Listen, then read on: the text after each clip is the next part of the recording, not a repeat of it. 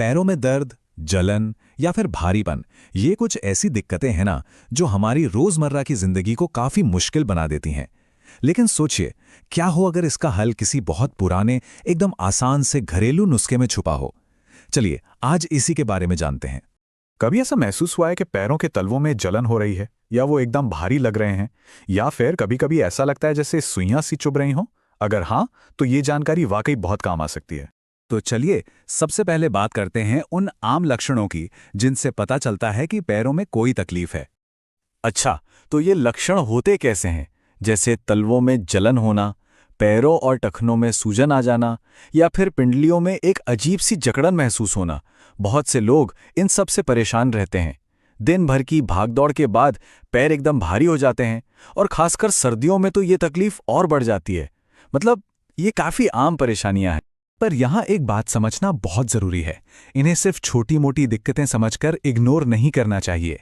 असल में ये हमारे शरीर के भेजे हुए सिग्नल्स हैं जो किसी गहरी प्रॉब्लम की तरफ इशारा कर रहे होते हैं। तो फिर सवाल ये उठता है कि इन सारे लक्षणों के पीछे की असली वजह क्या है? चलिए इसे थोड़ा गहराई से समझते हैं। और यहाँ एक बहुत ही दिलचस्प बात पता चलती है। देखिए, आयुर्वेद कहता है कि ये सब वात दोष के बढ़ने से होता है। वहीं मॉडर्न साइंस इसे पुअर ब्लड सर्कुलेशन का नाम देती है। अब नाम भले ही अलग अलग लग रहे हों, पर असल में मतलब एक ही है। शरीर में खून का जो बहाव है वो ठीक से नहीं हो रहा, और इसका सीधा असर हमारी नसों और जोड़ों पर पड़ रहा है। ऐसी हालत में अक्सर लोग क्या करते हैं, दर्द की गोली ले लेते हैं। लेकिन ये समझना होगा कि पेन किलर कोई इलाज नहीं है। वो बस थोड़ी देर के लिए दर्द के एहसास को दबा देती है, जबकि जो असली जड़ है, यानी खराब ब्लड सर्कुलेशन, वो तो वैसे का वैसे ही रहता है। तो फिर इसका असली उपाय क्या है? चलिए अब बात करते हैं एक ऐसे सीधे साधे और पूरी तरह से नेचुरल नुस्खे की, जिसे घर पर ही बड़े आराम से बनाया जा सकता है। और सबसे बड़ी बात, ये सीधा समस्या की जड़ पर काम करता है। और जानते हैं सबसे कमाल की बात क्या है? ये इतना असरदार उपाय सिर्फ 3 बहुत ही साधारण चीजों से बन जाता है।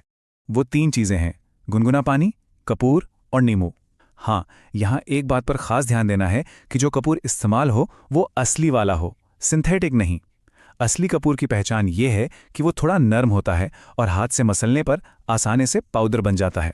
ठीक है, तो अब देखते हैं कि इस नुस्खे को तैयार कैसे करना है और इसे इस्तेमाल करने का सही तरीका क्या है। तो तरीका बहुत सीधा है। सबसे पहले एक टब में करीब 3-4 लीटर गुनगुना पानी लेना है। ध्यान रहे, पानी बस उतना ही गर्म हो जितना आराम से बर्दाश्त हो सके। फिर कपूर के 2-3 छोटे टुकड़े लेकर उन्हें पीसकर पाउडर बना लीजिए और पानी में डाल दीजिए।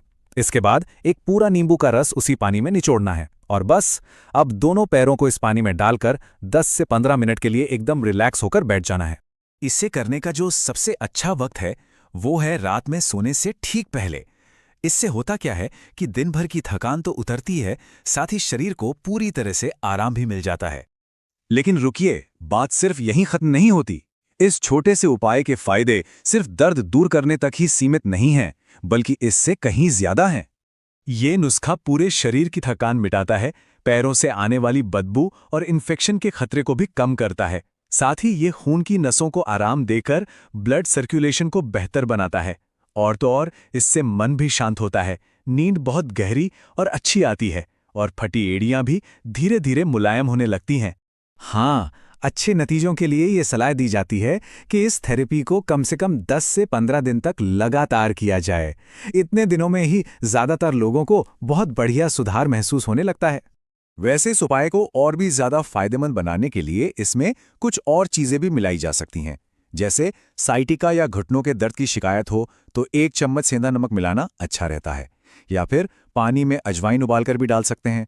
और पैर सुखाने के बाद तलवों पर गरम तेल या सरसों के तेल की मालिश तो समझिए सोने पर सुहागा है। पर यह सब ऑप्शनल है, जो मेन नुस्खा है वो अपने आप में ही पूरा है।